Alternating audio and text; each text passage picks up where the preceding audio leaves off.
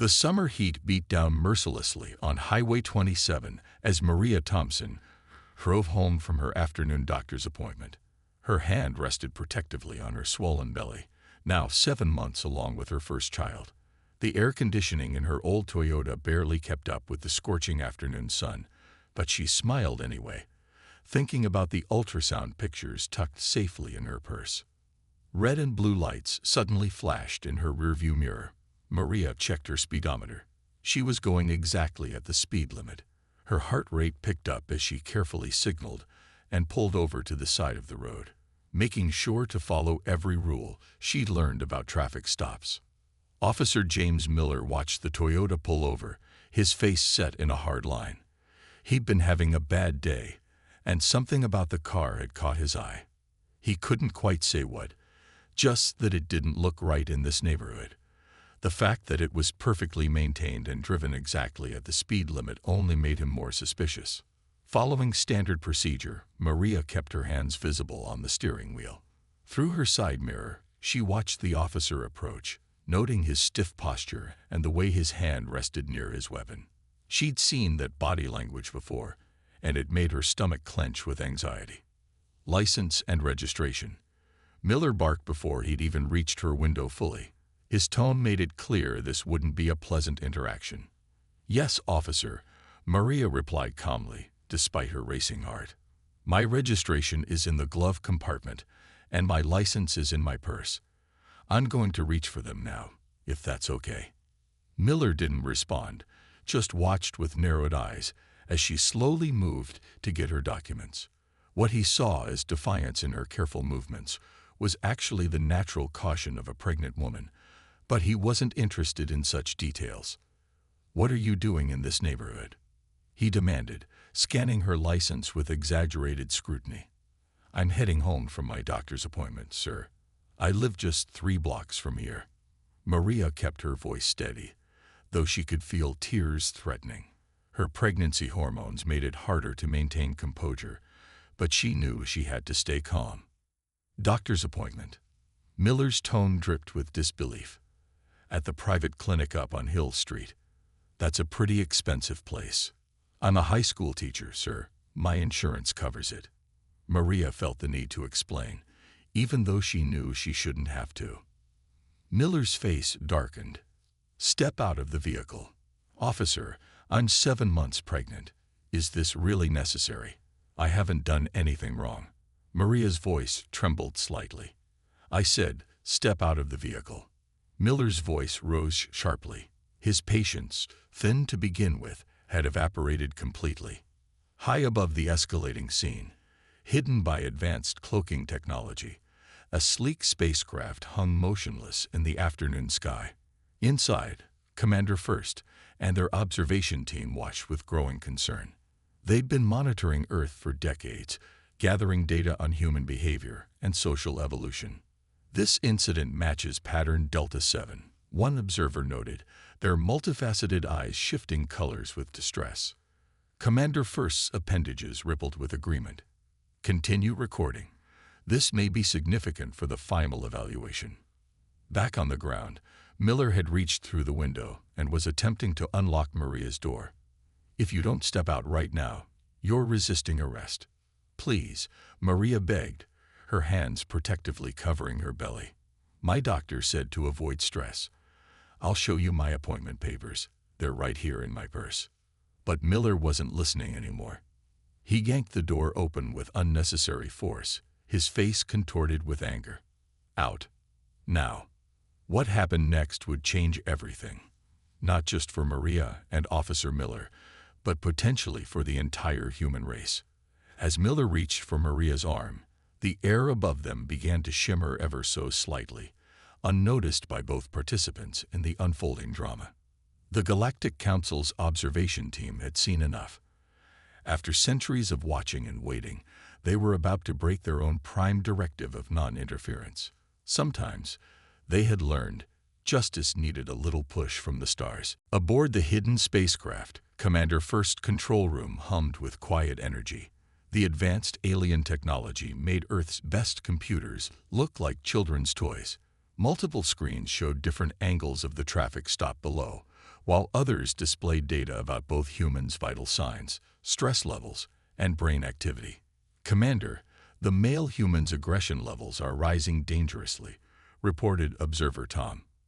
Unlike humans, his species had evolved beyond the need for names, but they used Earth names during their missions to feel closer to their subjects. His cortisol levels are off the charts. Commander first moved closer to the main screen, their crystalline body catching the soft blue light of the ship's interior. After watching Earth for over 50 years, they had seen this pattern too many times. But this time felt different. Perhaps because of the pregnant woman, or perhaps because they had finally gathered enough evidence to act. "Pull up Officer Miller's service record," Commander first ordered. Within seconds, holographic displays filled the air around them, showing every traffic stop, every arrest, and every complaint filed against the officer during his 15 years of service. Observer Jane, who specialized in human psychology, pointed to a particular set of numbers. "The pattern is clear, Commander. This officer stops minorities 8 times more often than others. His use of force against them is 12 times higher." The ship's AI system, more advanced than anything humans could imagine, had already analyzed thousands of similar incidents across the planet. It had identified this type of behavior as one of the main obstacles to Earth's advancement. "What about the female human?"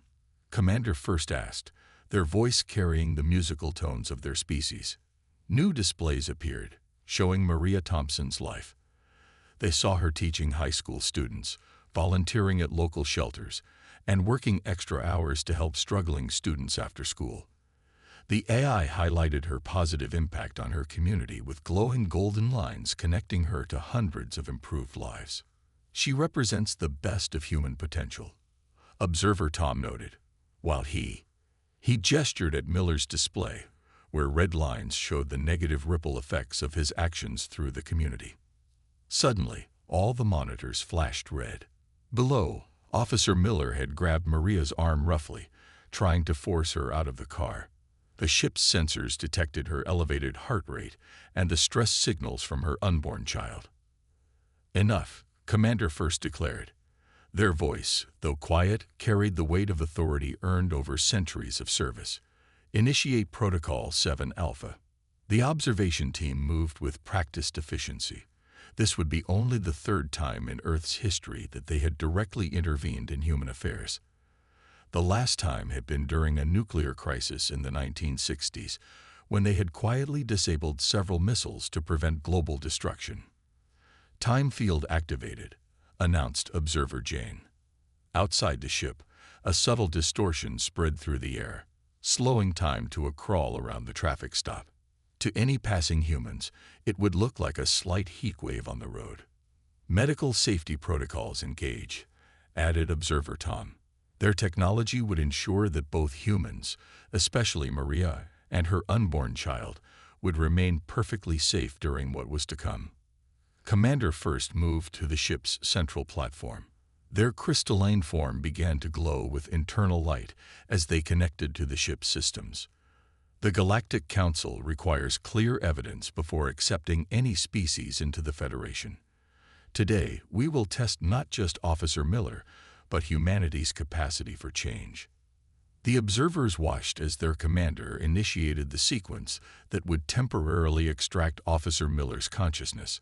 They would show him things no human had ever seen, make him feel what others had felt, and give him a chance to learn what his actions truly meant.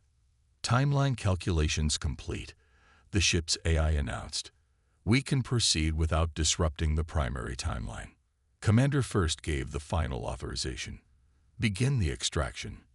And remember, our goal is not punishment, but understanding. Every species reaches a point where they must confront their prejudices. Today, we help one human take that step." Below them, Officer Miller's hand was frozen in mid-reach, his face twisted with anger. In the next moment, his consciousness would begin a journey that would change him forever. The observers prepared their instruments, ready to document every moment of what they hoped would be a small but significant step forward in human evolution. Maria remained frozen in her car, unaware that she had become part of an experiment in galactic justice. Her unborn child's heartbeat maintained its steady rhythm, protected by technology beyond human understanding. A bright white light washed over the scene, making Officer Miller freeze in place. His hand stopped inches from Maria's arm, and the world around him seemed to slow down until it completely stopped. The light wasn't like anything he had ever seen before. It wasn't harsh or blinding, but it filled everything with a strange, peaceful glow. Miller tried to move but couldn't. He could think and see, but his body wouldn't respond to his commands. The strange light pulsed gently, and he noticed that even the birds in the sky had stopped moving. A leaf hung motionless in the air between falling from a nearby tree. Then he heard it, a soft humming sound that seemed to come from everywhere at once. The air in front of him began to shimmer, like the heat waves rising from hot pavement, but much more intense. Slowly, 3 tall figures appeared before him. They were nothing like the little green men he'd seen in movies. Instead, they looked like living crystals that gave off their own soft light. Officer James Miller, one of the beings, spoke. Its voice sounded like gentle wind chimes, but was perfectly clear in English. "We are representatives of the Galactic Council. We have been watching Earth for a very long time." Miller wanted to speak, but found he couldn't move his mouth. The crystal being seemed to understand his confusion. "Do not be afraid. You can communicate with us through your thoughts. We have temporarily paused time in this small area to have this conversation." What do you want with me?" Miller thought, surprised when the beings nodded in response to this silent question. The tallest of the 3 beings moved closer. "We have observed your actions today, and throughout your career as a law enforcement officer. We are concerned about the patterns we see." Images began to appear in the air around them, floating screens showing different traffic stops Miller had made over the years. He saw himself pulling over car after car and noticed something he had never paid attention to before. Almost all the drivers were people of color. "This is not justice," the second being said. "This is not protection. This is not serving your community." The third being waved its crystalline arm, and new images appeared. These showed the aftermath of his traffic stops. People missing job interviews, children crying in backseats, elderly people standing in the hot sun while he searched their cars for nothing. "I'm just doing my job," Miller thought defensively, but even in his own mind, the words felt hollow. "Are you?" the first being asked. "Let us show you something." The world around them shifted. Suddenly, Miller was floating above the scene, looking down at himself and Maria's car. From this view, he could see what he hadn't noticed before: her hospital paperwork on the passenger seat, the ultrasound pictures, the fear in her eyes. "Look closer," the beings instructed. Miller's vision zoomed in, and he could see Maria's vital signs floating in the air around her like ghostly numbers. Her heart was racing, her blood pressure dangerously high. The baby in her womb showed signs of distress. "This is what power misused looks like," the beings said together. "This is what fear does to the innocent." Miller felt something he hadn't expected: shame. Real, deep shame that made his stomach turn. He watched himself on the scene below, saw his aggressive stance, his hand near his weapon, his face twisted with unjustified anger. "We have chosen you, Officer Miller, for an important lesson," the first being announced. "You will experience what others have experienced. You will feel what they have felt. Only then can you understand." The air around Miller began to shimmer again. The beings started to fade, but their voices remained clear. "Your journey begins now. Remember, this is not punishment. This is education. This is growth. This is hope." The last thing Miller saw before everything changed was Maria's face, frozen in fear. Then the world around him dissolved into a swirling vortex of light and color. He felt himself being pulled away from his body, away from his time, away from everything he knew. The lesson was about to begin. Officer Miller found himself standing in a vast circular chamber that seemed to stretch endlessly in all directions.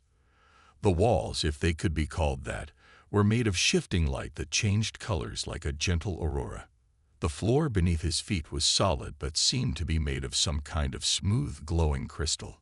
As he turned in a slow circle, thousands of beings appeared in rising rows around him, like a giant stadium made of light. Some looked almost human, while others were completely different, beings of pure energy, crystalline forms, and creatures he couldn't even describe. Despite their strange appearances, all of them radiated a sense of wisdom and authority. "Welcome to the Chamber of Universal Justice," a voice announced. It came from everywhere and nowhere at once. "We are the Galactic Council, guardians of peace and progress across 10,000 worlds." Miller found he could move and speak now. "Why am I here?" His voice shook slightly, but he tried to stand tall. A being of pure light floated down to his level. "You are here to understand, to learn, to grow." The being waved what might have been an arm, and a large screen appeared in the air. "Watch," the being commanded. The screen showed a young black man being pulled over. Miller recognized himself approaching the car with his hand already on his weapon. The council chamber filled with the young man's thoughts and feelings. His fear, his confusion, his anger at being stopped for the third time that month while doing nothing wrong. "Stop," Miller said, turning away. "I don't want to see this." "You must," another council member spoke, this one looking like a tall, graceful tree made of crystal. "These are not just images. These are lives. These are people. These are the consequences of your choices." More screens appeared, surrounding Miller. Each one showed a different traffic stop, a different interaction. But now he could feel everything the people in their cars felt. The mother trying to get her sick child to the doctor, the college student already late for an important exam, the elderly man too afraid to reach for his registration. "Your species has such potential," a third council member said, this one appearing almost human except for their silvery skin. "You've created beautiful art, music that moves the soul, and acts of kindness that would impress even our oldest members. Yet you still cling to these ancient fears, these artificial divisions." Miller watched as the screens showed more moments from his career. In each one, he could now feel the impact of his actions rippling through time. Missed opportunities, lost jobs, children learning to fear those who should protect them. Miller started to defend himself, but the words died in his throat.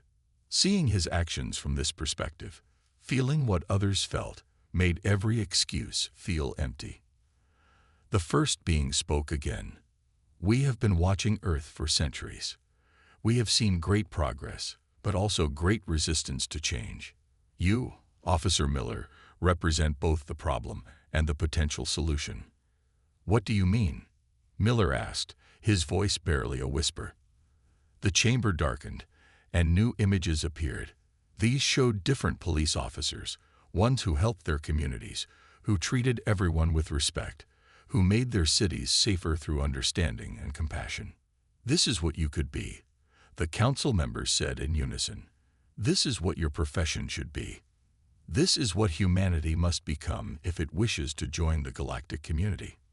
Miller watched these positive examples, feeling the trust they built, the lives they improved, the communities they strengthened. For the first time in his career, he felt truly ashamed of how far he had strayed from these ideals.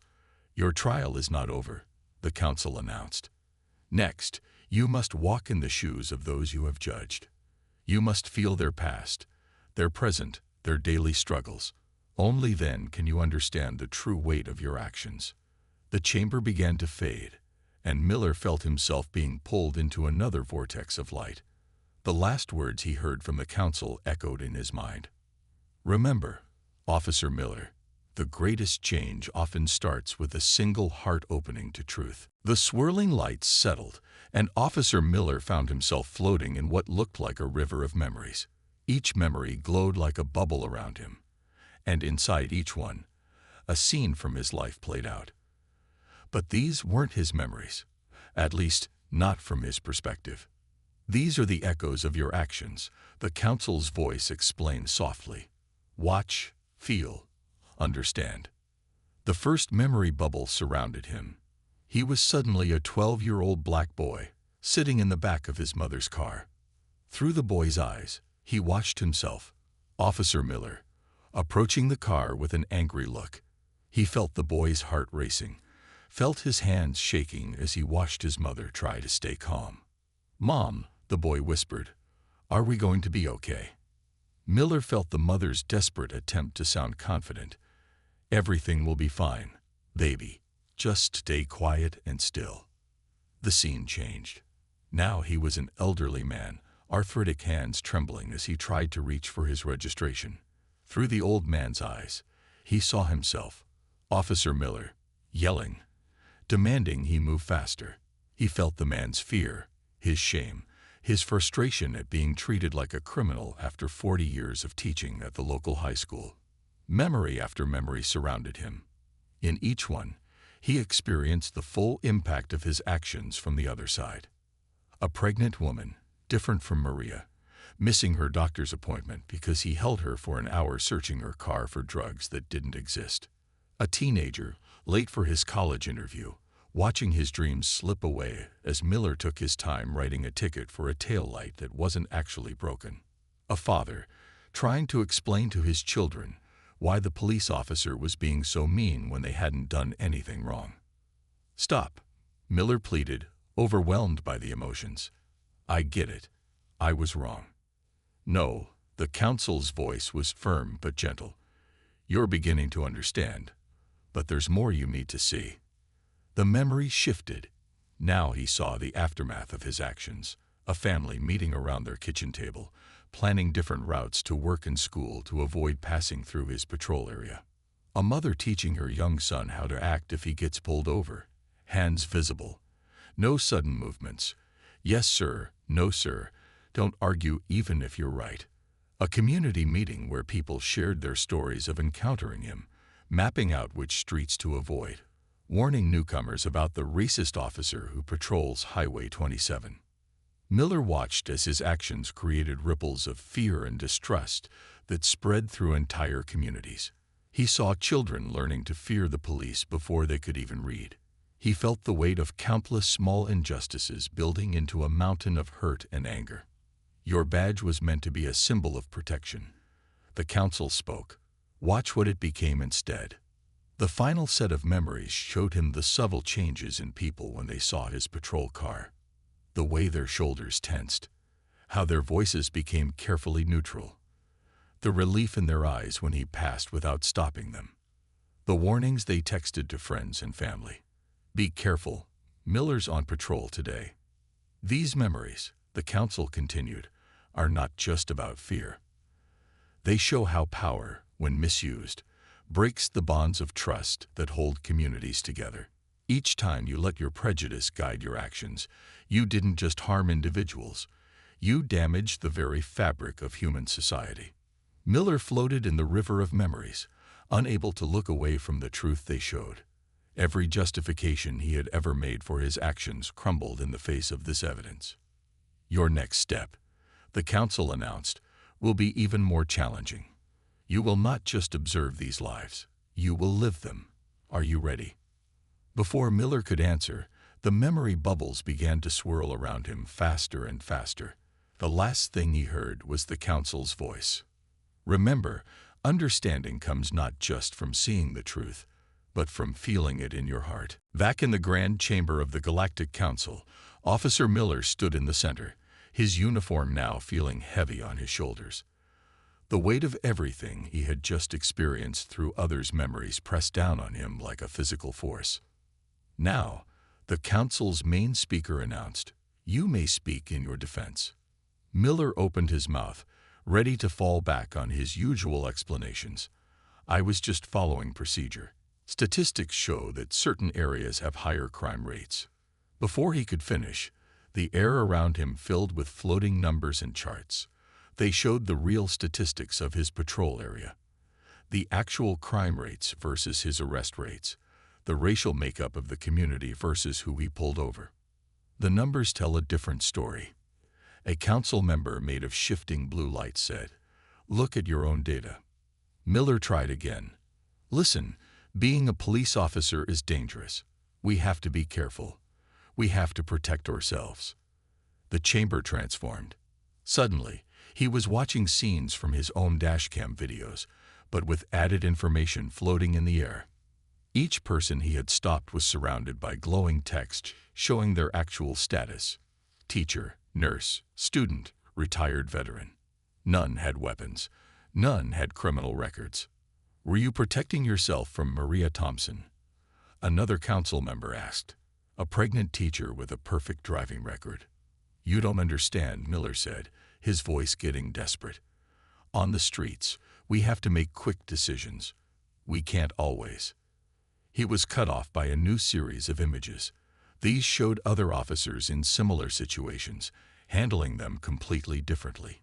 He watched them, taking time to listen, showing respect to everyone they met, de-escalating tense situations with calm words, building trust in their communities. These officers faced the same challenges, the council noted, yet they choose a different path. Miller felt his defenses crumbling. My father was a cop too, he said quietly. He taught me. He always said. But even as he spoke, he saw his father's lessons playing out around him. He saw how fear had been passed down, how prejudices had been taught as if they were wisdom. He saw the chain of hurt stretching back through generations. Miller's voice broke. I never thought about it this way.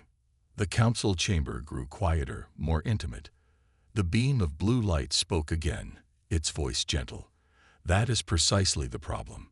You never thought about how your actions affected others. You never questioned what you were taught. You never looked beyond your own fear. Around him, new scenes began to play. They showed simple moments. A father teaching his daughter to ride a bike, a family celebrating a graduation, a community gathering for a birthday party, people living their lives, loving their families, pursuing their dreams.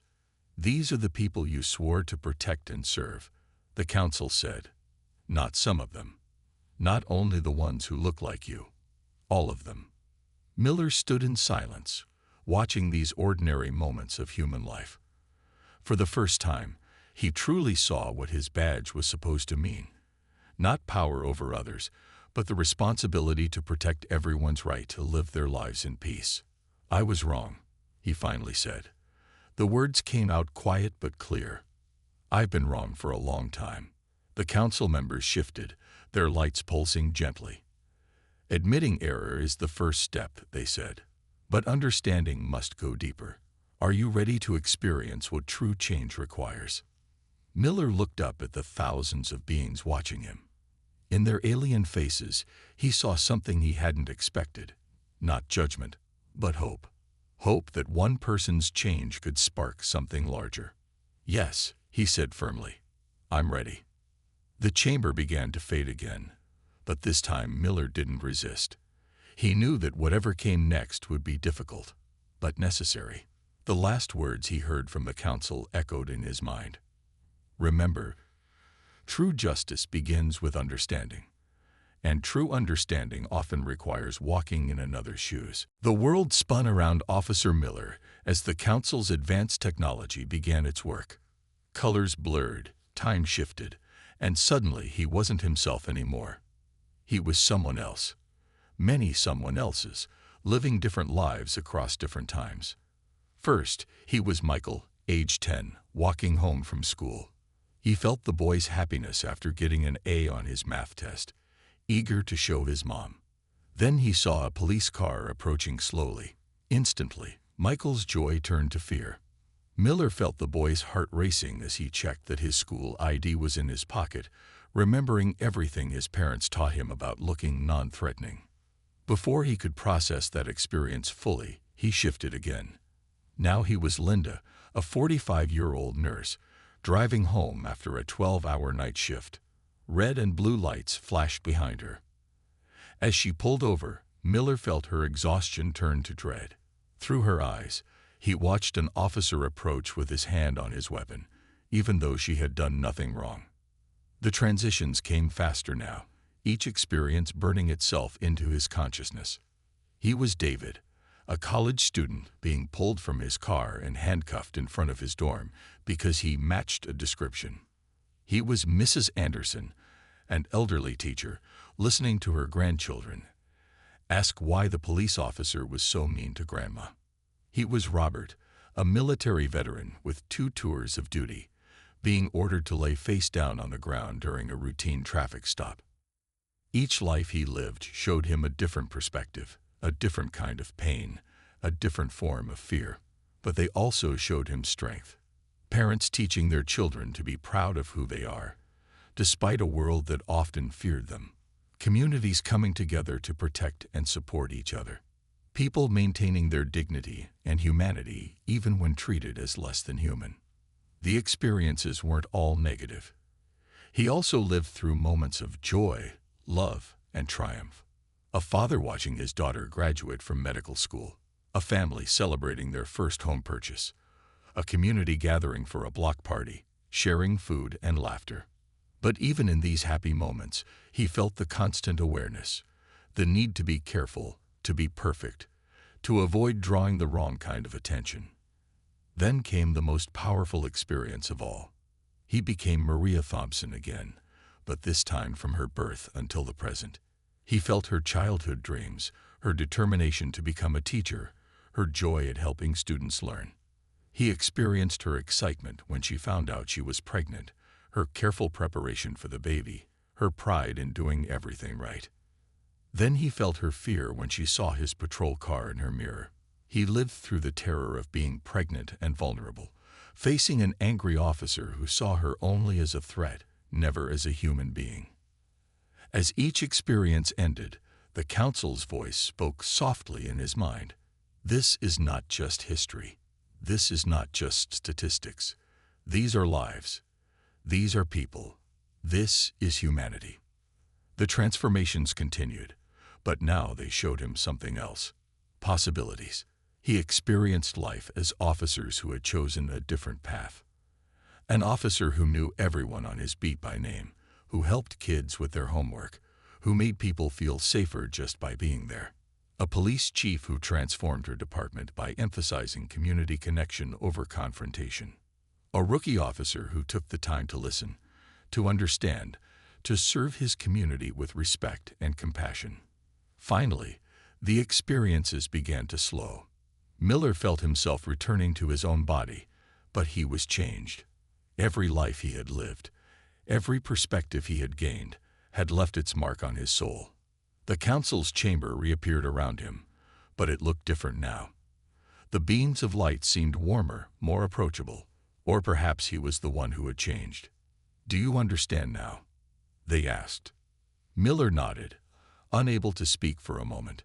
When he finally found his voice, it was thick with emotion. "I understand. I finally understand."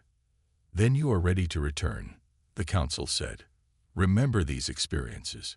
Remember these lives. Remember that true justice begins with seeing the humanity in everyone." As the chamber began to fade, Miller knew that his next test would be the hardest, returning to face Maria Thompson, not as the person he was, but as the person he needed to become. The world snapped back into focus. Officer Miller found himself standing exactly where he had been, his hand still frozen inches from Maria's arm. The strange light faded, and time began to move again. But everything was different now, not in the world around him, but in how he saw it. He looked at Maria's face, seeing the fear in her eyes, and his heart ached with the memory of every life he had just lived. He could still feel the echoes of being in her place, of being pregnant and afraid, of wanting nothing more than to protect her unborn child. Slowly, carefully, Miller lowered his hand. He took a step back from her car door. "Mrs. Thompson," he said, his voice gentle and completely different from before, "I owe you an apology. Several apologies, actually." Maria stared at him, confused by the sudden change. The angry officer from moments ago had been replaced by someone whose entire demeanor had transformed. Even his eyes looked different, kinder, more understanding. "First," Miller continued, "you've done nothing wrong. Your car is in perfect order. You were driving safely, and I had no valid reason to stop you. He took out his notepad and wrote something down. This is my badge number and my supervisor's contact information. I'm reporting myself for this unnecessary stop. Maria's hands slowly lowered from their protective position over her belly. She watched in astonishment as Miller's face softened with genuine concern. Second, I can see you're not feeling well. The stress I've caused, that's completely unacceptable, especially in your condition. He glanced at the medical papers visible on her passenger seat. You're coming from Dr. Anderson's office. Yes, Maria answered cautiously, still trying to understand what had happened to change this officer so completely. I know that clinic, it's a good practice, but it's still a stressful day, having medical appointments while pregnant. Miller stepped further back, giving her more space. Would you like me to call someone to come pick you up, or I can follow you home at a distance, just to ensure you arrive safely? High above them, hidden in their cloaked ship, the alien observers watched with intense interest. Their monitors showed both humans' vital signs beginning to normalize. The transformation appears to be holding, Observer Tom noted. Indeed, Commander First replied. The experience has genuinely changed him at a fundamental level. Back on the ground, Maria had declined the escort but accepted Miller's business card with his direct number, in case you ever need help. She watched in her rearview mirror as the officer returned to his patrol car and pulled away in the opposite direction. In his patrol car, Miller sat for a moment, his hand shaking slightly on the steering wheel. Everything looked different now.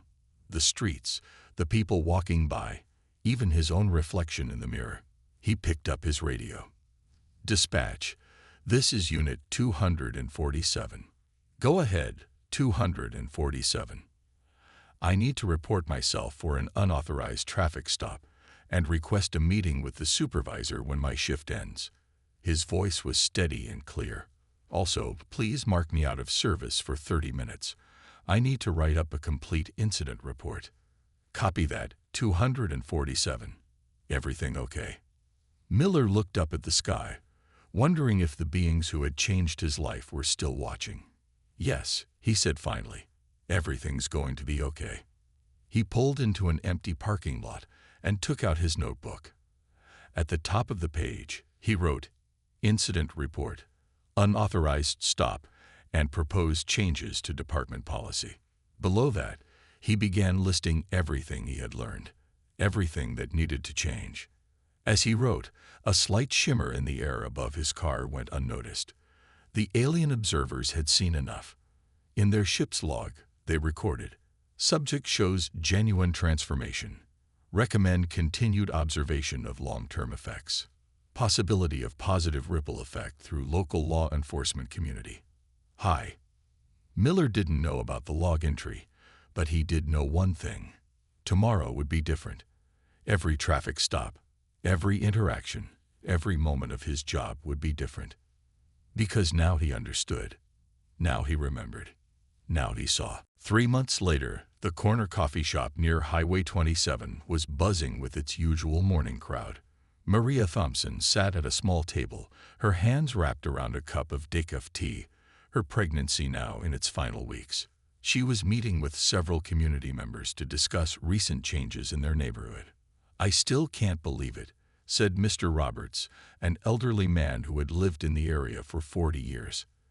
That same Officer Miller who used to terrorize this neighborhood. Maria nodded, taking a sip of her tea. He's completely different now. It's like he became a new person that day. Around the table, people shared their recent experiences with Officer Miller. He had started a youth basketball program at the community center, coaching kids after his shifts. When Mrs. Johnson's car broke down last week, he not only helped her change the tire, but also recommended a trustworthy mechanic who wouldn't overcharge her. He had even testified at a police board meeting about the need for better community relations and new training programs.